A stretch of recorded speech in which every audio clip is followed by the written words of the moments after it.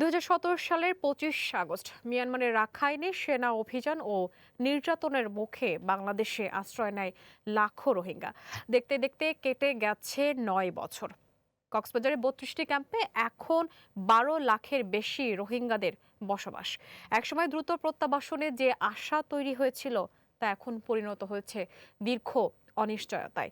৯ বছরও কেন ফিরতে পারছে না রোহিঙ্গারা? আব্দুল্লাহ খানের সহায়তায় শিপন হালদারের বিশেষ প্রতিবেদন। কক্সবাজারের উখিয়া ও টেকনাফের ৩২টি ক্যাম্পে এখন বসবাস করছে ১২ লাখেরও বেশি রোহিঙ্গা। ইউএনএইচসিআরের হিসেবে ৩১ জুলাই পর্যন্ত নিবন্ধিত রোহিঙ্গার সংখ্যা ১২,০২,০২৪ জন।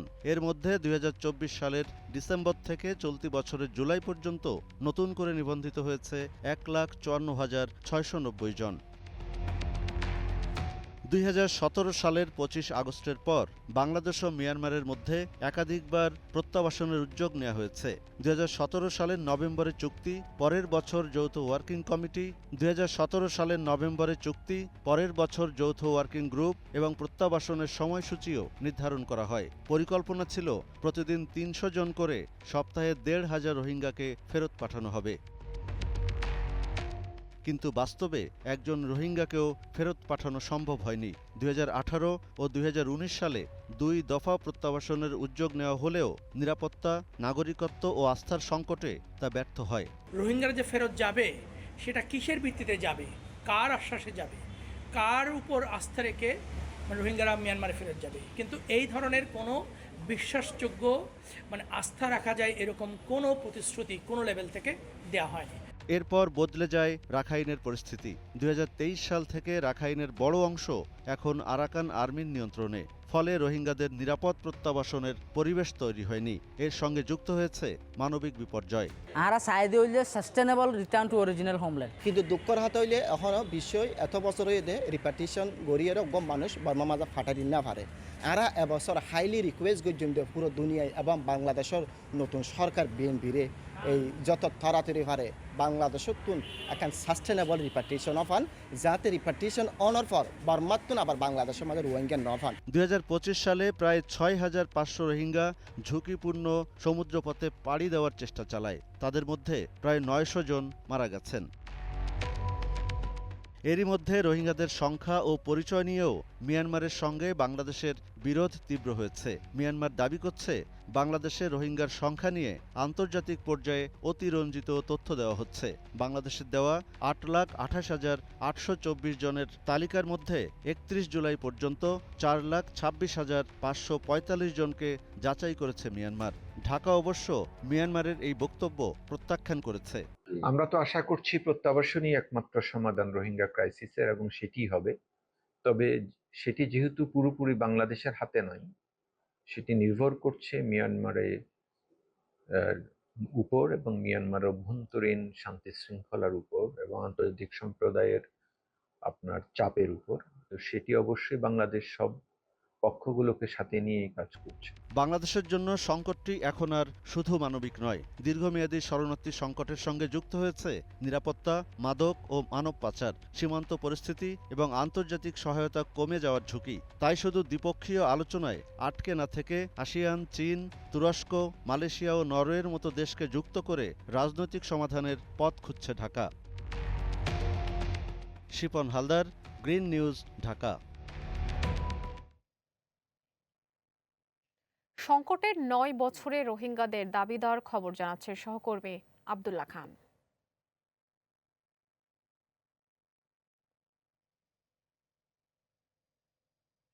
আমি দাঁড়িয়ে আছি কক্সবাজারের উখিয়া রোহিঙ্গা ক্যাম্পের 25শে আগস্টে যে তাদের যে নির্যাতন এবং নিপীড়নের সদস্য প্রত্যাবন এবং তাদের নাগরিক অধিকার আদায়ের লক্ষ্যে যে সমাবেশ হয়ে থাকে, এই সমাবেশের স্থলে আমি অবস্থান করছি।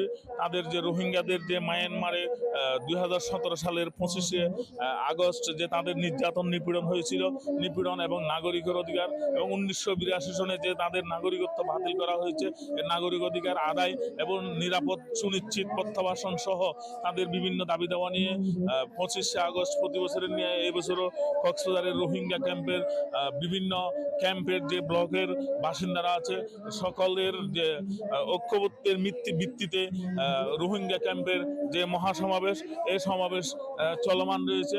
এই সমাবেশে বিশ্বের ক্ষমতাধর বিভিন্ন রাষ্ট্র এবং এনজিও জাতীয় সংঘের সহায়তায় বিভিন্ন সংস্থার সহায়তায় রোহিঙ্গাদের নিরাপদ প্রত্যাবাসন এবং নাগরিক অধিকার বাস্তবায়নের লক্ষ্যে তাদের সমাবেশ চলমান রয়েছে। সর্বশেষ তথ্য নিয়ে আব্দুল্লাহ খান, কক্সবাজার। দর্শক, এবার নিউজরুম থেকে সরাসরি যুক্ত হচ্ছেন গ্রিন টেলিভিশনের যুগ্ম বার্তার সম্পাদক মোহাম্মদ অলিউল্লাহ। তার কাছ থেকে জানবো রোহিঙ্গা সংকটের সমাধান কেন আজও সম্ভব হলো না। অলিউল্লাহ। রিমি, আপনাকে ধন্যবাদ। আপনি যেমনটি বলছিলেন এবং আমরা একটি প্রতিবেদন দেখলাম এই বিষয়ে। আপনি সহ সারা দেশ বিশ্ববাসী জানে যে 2017 সালের আজকের এই দিনে 25 আগস্ট মিয়ানমারের রাখাইনদের যে অত্যাচার নির্যাতনের মুখে বাংলাদেশে কয়েক লাখ রোহিঙ্গা আজকের দিনে মানে পালিয়ে আসার ঢল নামে, সেই ঢল এখন পর্যন্ত বলা যায় অব্যাহত আছে। এবং জাতিসংঘ শরণার্থী সংস্থা UNHCR এর তথ্য অনুযায়ী অর্থাৎ 31 জুলাই পর্যন্ত বাংলাদেশে রোহিঙ্গা অবস্থান করছে উখিয়া এবং রাখাইনের উখিয়া এবং টেকনাফের বিভিন্ন ক্যাম্পে, 32টি ক্যাম্পে প্রায় 12,02,024 জন। এটি জাতিসংঘের তথ্য অনুযায়ী এই তথ্যটি আছে। এরপরে পর্যায়ক্রমে এরপরেও কিন্তু আরও অনেক রোহিঙ্গা দেশে আসছে, কিন্তু রোহিঙ্গারা এখনও একজন রোহিঙ্গাকেও এই এত বছরে 9 বছর মানে শেষ হয়ে 10 বছরে আসলে একজন রোহিঙ্গাও কিন্তু তারা ফেরত নেয়নি, নিতে পারেনি বা যায়নি। এটি নিয়ে কূটনৈতিক পর্যালোচনা হয়েছে, আন্তর্জাতিক জায়গায় আলোচনা হয়েছে, দুই দেশ মেলে ভাইটারাল আলোচনা হয়েছে, কিন্তু কখনোই এটি সমাধান হয়নি। কিন্তু রোহিঙ্গারা ফিরতে চায়, তারা তাদের দেশে ফিরতে চায়, তাদের যে জন্মস্থান জন্মভূমি সেখানে ফিরে নিরাপদ আশ্রয়ে তারা যেতে চায়। কিন্তু নানা তালবাহানা, মিয়ানমারের নানা তালবাহানা এবং নতুন করে আরাকান আর্মিদের সাথে সেখানে আরও বিধ্বংসী অবস্থা তৈরি হয়। রাখাইন এখান থেকে একজন রোহিঙ্গাকে ফেরত নেওয়া সম্ভব হচ্ছে না এবং তারাও সেখানে যেতে চাচ্ছে না, কিন্তু তারা যেতে চায়, এই তথ্য তাদের কাছে আছে। এবং দেখেন যে বাংলাদেশে তারা অবস্থান করার কারণে বাংলাদেশের যে অর্থনৈতিক, খাদ্য সহায়তা এবং বন উজাড় হচ্ছে, প্রায় 8,000 একর বনভূমি উজাড় হয়ে গেছে, কারণ তাদেরকে বিভিন্ন শিবিরে রাখতে হয়েছে এবং তাদের জন্য খাদ্য সহায়তা, কর্মসংস্থান এগুলো তৈরি করতে হচ্ছে। কিন্তু আরেকটি বিষয় এই সাথে যে এখানে যারা রোহিঙ্গারা অবস্থান করছেন তারা মাদক, সন্ত্রাস, বিভিন্ন এই ধরনের কর্মকাণ্ডেও কিন্তু তারা জড়িয়ে যাচ্ছেন। সো এই প্রশ্নটি খুবই সামনে চলে আসে যে তারা রোহিঙ্গারা মানে কবে নাগাদ তাদেরকে ফেরত নেওয়া হবে। কিন্তু নানান আলোচনার পরও এখন পর্যন্ত একজন রোহিঙ্গাকেও নিরাপদে মিয়ানমার ফেরত নেয়নি বা নিতে চায়নি। এবং যারা বিশেষজ্ঞ আছে এই বিষয়ে তারা বলছে যে মিয়ানমার বরঞ্চ নতুন করে নানান রকম ন্যারেটিভ তৈরি করছে যেন বাংলাদেশ থেকে একজন রোহিঙ্গা ফেরত না নেওয়া হয়। তো এই বিষয়টি একটি বড় আলোচনার বিষয়, 10 বছরে পদার্পণ করলো এবং বাংলাদেশের সরকার বা বাংলাদেশের রাষ্ট্রের জন্য এটি একটি হুমকিমূলক, কারণ প্রতিদিন প্রতি মুহূর্তে এই রোহিঙ্গার সংখ্যা আরও বাড়ছে এবং গত 1.5 বছরে আরও রোহিঙ্গা, অর্থাৎ জাতিসংঘ যে তথ্য দিয়েছে এরপর থেকে আরও রোহিঙ্গারা প্রায় 1.5 লাখ রোহিঙ্গা বাংলাদেশে অবস্থান করছে, যাদের সংখ্যা দিন দিনই বাড়ছে। তো বাংলাদেশের জন্য এটি একটি হুমকি স্বরূপ এবং আন্তর্জাতিক পর্যায়ে নানান আলোচনার পরেও এটির সমাধান এখনও মিলছে না। কেন মিলছে না সেই জায়গাতেও প্রশ্ন রয়ে গেছে, কারণ নানানভাবে এই বিষয়টি উঠে আসলেও আশু কোনো সমাধান কখনো হয়নি। তো আমরা প্রত্যাশা করি বাংলাদেশ সরকার, জাতিসংঘ শরণার্থী শিবির, জাতিসংঘ বিভিন্ন রকম আন্তর্জাতিক সংস্থা তাদের সাথে আলোচনা করে বিষয়টি একটি আশু সমাধানে যাবে। কারণ যেভাবে কূটনৈতিক পর্যায়ে আলোচনা হলেও যেহেতু সমাধান হচ্ছে না এবং বাংলাদেশের জন্য এটি একটি অর্থনৈতিক ঝুঁকি, রাজনৈতিক ঝুঁকি, খাদ্য সহায়তার ঝুঁকি, পরিবেশগত ঝুঁকি, নানান রকম ঝুঁকি তৈরি হওয়ার পরেও এই বিষয়টি সমাধানে না আসায় এটি আমাদের জন্য অত্যন্ত হুমকি স্বরূপ বলে মনে করছে প্রতিনিধিরা যারা আছে।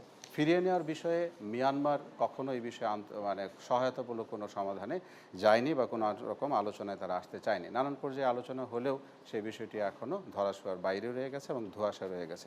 নানান সময় আমরা দেখেছি যে রোহিঙ্গাদেরকে ফেরত নেওয়ার বিষয়ে আলোচনা হয়েছে এবং কিছু সমাধানের জন্য কিন্তু পথ তৈরি করা হয়েছিল। মাঝে মাঝে দেখা গেছে যে তাদেরকে নেওয়ার ব্যাপারে চিন্তাভাবনা হচ্ছে, আলোচনা চলছে, তাদেরকে শরণার্থী শিবির থেকে সরিয়ে নেওয়া হচ্ছে, কিন্তু তারপরেও সেটি ফাইনালি হয়নি। আমরা প্রত্যাশা করি যে এটি অত্যন্ত দ্রুত এই সমস্যার সমাধান হবে আন্তর্জাতিক পর্যায়ে আলোচনার মাধ্যমে। জি রিমি, আপনাকে ধন্যবাদ। নিউজ রুম থেকে আমার কাছে এই ছিল সর্বশেষ। ফিরছি স্টুডিওতে। অলিউল্লাহ, আপনাকে ধন্যবাদ। দর্শক, নিউজরুম থেকে সরাসরি যুক্ত ছিলেন যুগ্ম বার্তার সম্পাদক মোহাম্মদ অলিউল্লাহ এবং তিনি জানাচ্ছিলেন রোহিঙ্গা সংকট এবং প্রত্যাবর্ষণ বিষয়টি। চিকিৎসার জন্য হাসপাতালে এসে বিদ্যুৎ বিভ্রাটে চরম ভোগান্তিতে পড়ছেন রোগীরা। মেডিকেল কলেজ হাসপাতাল থেকে শুরু করে উপজেলার স্বাস্থ্য কমপ্লেক্স সবখানেই বিদ্যুৎ সংকটে ব্যাহত হচ্ছে সেবা। চট্টগ্রাম ও সাভারের পরিস্থিতি জানাচ্ছেন জেরিন জামান। চট্টগ্রাম মেডিকেল কলেজ হাসপাতালে হঠাৎ চলে যায় বিদ্যুৎ। কখনো প্রায় ২.৫ ঘন্টা বিদ্যুৎ না থাকায় অচল হয়ে পড়ে রেডিওলজি ও ইমেজিং বিভাগ। বন্ধ থাকে ৬টি এক্স-রে ও আল্ট্রাসনোগ্রাফি মেশিন। ফলে দূর দূরান্ত থেকে আসা শত শত রোগীকে পরীক্ষা করাতে এসে দীর্ঘ সময় অপেক্ষা করতে হয়। কারণ চলে গিয়ে আর নোয়াইয়ার ১ ঘন্টা বা ২-৩ ঘন্টা নোয়াইয়ার রিস্তার কি ১ ঘন্টা পর্যন্ত দাঁড়া থাকছে, এখনো পর্যন্ত কি রোগীটা ট্রিটমেন্ট করাতে পারতেছে না। রোগীর অবস্থা খারাপ, আমরা ওয়ার্ডও যেতে পারতেছি না, পরীক্ষাটি উন্নত সময় দেবো। সকাল ৯টা তুল প্রায় ১২টা আলো দিন মাসুল এরপর আইসি জেনারেটর চলি ফাঁকা চললি আর লাইটুন চললি। কারণ না থাকলে তো বহুত কিছু সমস্যা, এক্স-রে সমস্যা, অক্সিজেনের সমস্যা, তারপরে লিফটও না চলে, টেকিনের সমস্যা। বিকল্প হিসেবে জেনারেটর চালু করা হলেও তা দিয়ে বড় ও ভারী চিকিৎসা সরঞ্জাম চালানো সম্ভব হয়নি। ফলে সবচেয়ে বেশি দুর্ভোগে পড়েন জরুরি পরীক্ষা নিরীক্ষা করাতে আসা রোগীরা। হাসপাতাল কর্তৃপক্ষ জানায়, দুর্ভোগ কমাতে বিদ্যুৎ বিভাগের সাথে জরুরি যোগাযোগের পর সরবরাহ স্বাভাবিক হয়। চমেক হাসপাতাল কর্তৃপক্ষ বলছে, রোগীদের দুর্ভোগের কথা বিবেচনা করে সরবরাহ নিশ্চিত করতে বিদ্যুৎ বিভাগকে অনুরোধ জানানো হয়েছে। যতগুলো সিসি যতগুলো ইমার্জেন্সি ওয়ার্ড আছে সবগুলোতে কারেন্ট ছিল। আমি বলছি আমার অফিসে কারেন্ট দরকার নাই, অফিসের কারেন্টটা ওদিকে দিয়ে দেন, যেখানে খারাপ রোগী আছে ওখানে চলে যাবে। অন্যান্য জায়গায় পড়ায়াটা পিডিবিতে ফোন করার সাথে সাথে ১০ মিনিট পর ওরা কারেন্ট দিয়ে দেয়। ঢাকার সাভার উপজেলা স্বাস্থ্য কমপ্লেক্সের চিত্র একই। প্রতিদিন বহির্বিভাগে চিকিৎসা নিতে আসা প্রায় ২,০০০ রোগী নিয়মিত লোডশেডিং এর কারণে ভোগান্তিতে পড়ছেন। গরমে রোগীদের হাঁসফাঁস অবস্থার পাশাপাশি ব্যাহত হচ্ছে জরুরি অস্ত্রোপচারও। হাসপাতালে নিরবচ্ছিন্ন বিদ্যুৎ ও কার্যকর বিকল্প ব্যবস্থা নিশ্চিত করাই এখন জরুরি বলে মনে করছেন সেবা প্রত্যাশীরা। জেরিন জামান, গ্রিন নিউজ ডেস্ক। লোডশেডিংয়ে বাগেরহাটের উপজেলা স্বাস্থ্য কমপ্লেক্সে ব্যাহত হচ্ছে চিকিৎসা সেবা নিয়ে জানাতে আমাদের সাথে যুক্ত হচ্ছেন সহকর্মী মেহেদি হাসান। মেহেদি, লোডশেডিংয়ে হাসপাতালগুলো আসলে কি কি সমস্যায় পড়ছে আর কি বলছে কর্তৃপক্ষ, বিস্তারিত জানাবেন আমাদের। জি, ধন্যবাদ রিম্মি। আপনাকে প্রথমে জানিয়ে রাখি, আমি এখন দাঁড়িয়ে আছি বাগেরহাটের ফকিরহাট উপজেলা স্বাস্থ্য কমপ্লেক্সের সামনে। আমি যদি একটু আপনাকে দেখানোর চেষ্টা করি যে ফকিরহাট স্বাস্থ্য উপজেলা স্বাস্থ্য কমপ্লেক্সে কিন্তু সকাল থেকে প্রচুর রোগীর ভিড় রয়েছে এবং এখানে কিন্তু সকাল থেকে কয়েক দফায় বিদ্যুতের লোডশেডিং হয়েছে। আমরা এখানে কর্তৃপক্ষের সঙ্গে কথা বলেছি, তারা আমাদেরকে জানিয়েছে যে বিদ্যুতের লোডশেডিং এর কারণে কিন্তু জরুরি অপারেশন গুলো বিঘ্নিত হচ্ছে, বিশেষ করে জরুরি সিজারিয়ান যে অপারেশন, সেই জরুরি সিজারিয়ান অপারেশন গুলো বিঘ্নিত হচ্ছে। এছাড়াও যদি জরুরি ভিত্তিতে কোনো কাটাছেঁড়া বা অ্যাক্সিডেন্টাল কোনো রোগী আসে, সেই রোগীদেরও কিন্তু সেবা দিতে বিঘ্নিত হচ্ছে। ফকিরহাট উপজেলা স্বাস্থ্য কমপ্লেক্সে কিন্তু একটি জেনারেটর রয়েছে, কিন্তু সেই জেনারেটরের সাহায্যে আসলে ইনস্ট্রুমেন্ট যে স্টেলাই করার ব্যাপারটা থাকে এবং পুরো হসপিটালে যে পাওয়ার সাপ্লাইয়ের যে ব্যাপারটা থাকে সেটা করা সম্ভব হচ্ছে না এবং জ্বালানিরও কিছুটা সংকট রয়েছে তাদের কাছে, যে তাদের যে বাজেট রয়েছে সেই বাজেটের তুলনায় জ্বালানি বেশি চলে যাচ্ছে এবং দেখা যাচ্ছে যে অপারেশনের মাঝপথে অনেক সময় বিদ্যুৎ চলে যাচ্ছে, তখন তাদেরকে একটি এক্সট্রা ভোগান্তি পোহাতে হচ্ছে। এছাড়াও কিন্তু উপজেলার অন্যান্য যে বেসরকারি ক্লিনিক গুলো রয়েছে এবং হসপিটাল গুলো রয়েছে, তারাও কিন্তু একই ধরনের সমস্যা সম্মুখীন হচ্ছে রিম্মি। আমরা কথা বলেছিলাম বাগেরহাট পল্লী বিদ্যুতের ডেপুটি জেনারেল ম্যানেজারের সঙ্গে। তিনি আমাদেরকে জানিয়েছেন যে পিক আওয়ারে কিন্তু জেলায় ১৫০ মেগাওয়াট চাহিদা থাকলেও সাপ্লাই রয়েছে প্রায় ৯০ থেকে ৯৫ মেগাওয়াট, ফলে বাধ্য হয়েই তাদেরকে লোডশেডিং করতে হচ্ছে। বিদ্যুতের সাপ্লাই যদি সরবরাহ ঠিক হয়ে যায় তাহলে লোডশেডিং এর ব্যাপারটা থাকবে না। অন্যদিকে হসপিটাল কর্তৃপক্ষ আমাদেরকে জানিয়েছে যে চিকিৎসা সেবা বিদ্যুতের কারণে ব্যাহত হচ্ছে। তেমনি বাগেরহাটের ফকিরহাট উপজেলা থেকে বিদ্যুতের কারণে লোডশেডিং যে হচ্ছে, তার কারণে যে চিকিৎসা সেবায় যে বিঘ্ন ঘটছে, এটি ছিল আমার কাছে সর্বশেষ তথ্য। ধন্যবাদ আপনাকে। মেহেদি, আপনাকে ধন্যবাদ। বৈরী আবহাওয়ায় বঙ্গোপসাগরে মাছ ধরার ট্রলার ডুবে বরগুনার পাথরঘাটা উপজেলার ৫ জেলে নিখোঁজ হয়েছেন। সোমবার বিকেলে কুয়াকাটা থেকে প্রায় ৬০ কিলোমিটার দূরে গভীর সমুদ্রে এই ঘটনা ঘটে। ট্রলার মালিক সমিতি জানায়, ৩ দিন আগে পাথরঘাটা থেকে মাছ শিকারের উদ্দেশ্যে বের হয় ১৩ জেলে। সোমবার ঢেউয়ের কবলে পড়ে ডুবে যায় এফবি বরকত নামের ট্রলারটি। ঘটনায় এখন পর্যন্ত ৮ জেলেকে জীবিত উদ্ধার করা হয়েছে।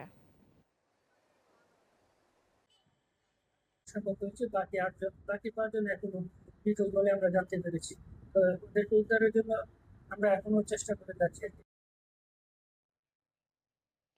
পাহাড়ি ঢলে ব্রাহ্মণবাড়িয়ার আখাউড়ার নিম্নাঞ্চল প্লাবিত হয়ে পানিবন্দী দিন কাটাচ্ছে বেশ কিছু পরিবার। পানিতে তলিয়ে গেছে 250 হেক্টর ফসলি জমি। বিষয়টি তদারকি করতে সংশ্লিষ্টদের নির্দেশ দেওয়া হয়েছে বলে জানালেন উপজেলা নির্বাহী কর্মকর্তা। ব্রাহ্মণবাড়িয়া প্রতিনিধি সুজন সরকারের প্রতিবেদন। ভারী বৃষ্টির কারণে সোমবার থেকে নেমে আসা পাহাড়ি ঢলে প্লাবিত হয়েছে আখাউড়া পৌরসভা, মোগরা ইউনিয়ন ও দক্ষিণ ইউনিয়নের বিভিন্ন এলাকা। বাড়িঘরে পানি ঢুকে পড়ায় অনেকেই গৃহবন্দী হয়ে পড়েছেন। এরই মধ্যে 250 হেক্টর জমি পানির নিচে তলিয়ে গেছে। বাড়ছে হাওড়া নদীর পানিও। বাঁধের ঝুঁকিপূর্ণ অংশ দিয়ে পানি ঢুকে নতুন নতুন এলাকা প্লাবিত হওয়ার আশঙ্কা করা হচ্ছে। আমরা ব্যবসা বাণিজ্য সব বন্ধ, কখনো পানি বাড়তি, এরপরে জমি সব পানি তোলে, দোকান পানির নিচে আছে, এখনো পানি বাড়তি অবস্থায় আছে। আরো বাড়লে আমরা আরো ক্ষতিগ্রস্ত হব। রাজেন্দ্রপুর, সাহেবনগর, বঙ্করচক সরকারে কয়েকটা বন তোলাই গেছে। উপজেলা নির্বাহী কর্মকর্তা বলছেন, নিম্নাঞ্চলের পরিস্থিতি পর্যবেক্ষণ সহ প্রয়োজনীয় ব্যবস্থা নিতে সংশ্লিষ্টদের নির্দেশ দেওয়া হয়েছে। প্রয়োজনীয় সংখ্যক ত্রাণের ব্যবস্থা আছে আমাদের কাছে এবং জরুরি চিকিৎসা সেবা দেওয়ার জন্য ত্রাণ এবং হচ্ছে গবাদি পশু ও মৎস্য ঘের এগুলো যেন ভেসে না যায়, এগুলোর পূর্ব প্রস্তুতি যেন নেওয়া যায়। আমাদের সকল ডিপার্টমেন্ট প্রস্তুত আছে। স্থায়ীভাবে ক্ষয়ক্ষতি এড়াতে বাঁধের ঝুঁকিপূর্ণ স্থান ও পানি প্রবাহের পথ সংস্কারের দাবি জানিয়েছেন স্থানীয়রা। সুরাইয়া অনু, গ্রিন নিউজ ডেস্ক। রাজশাহীতে বাড়ছে ডেঙ্গুর প্রকোপ। গত 24 ঘন্টায় রাজশাহী মেডিকেল কলেজ হাসপাতালে ডেঙ্গুয় আক্রান্ত হয়ে ভর্তি হয়েছেন 31 জন ডেঙ্গু রোগী। এছাড়া চাঁপাইনবাবগঞ্জেও বাড়ছে ডেঙ্গুর প্রকোপ। একদিনে 250 শয্যা বিশিষ্ট চাঁপাইনবাবগঞ্জ জেলা হাসপাতালে ভর্তি আছেন 26 জন ডেঙ্গু রোগী। তবে ডেঙ্গু নিয়ে আতঙ্কিত না হয়ে সচেতন হওয়ার পাশাপাশি দ্রুত চিকিৎসা নেওয়ার পরামর্শ দিচ্ছেন চিকিৎসকরা। এদিকে ডেঙ্গুর বিস্তার রোধে সিটি কর্পোরেশন মশক নিধন কার্যক্রম চালানো হচ্ছে।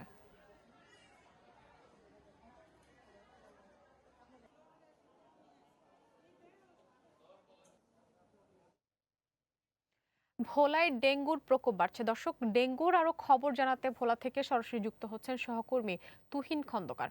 তুহিন, শুনতে পাচ্ছেন নিশ্চয়ই, ভোলায় ডেঙ্গুর প্রকোপ কতটা বেড়েছে আর ডেঙ্গু শনাক্তকরণ কিট ও চিকিৎসা সেবা কি পর্যাপ্ত রয়েছে কিনা?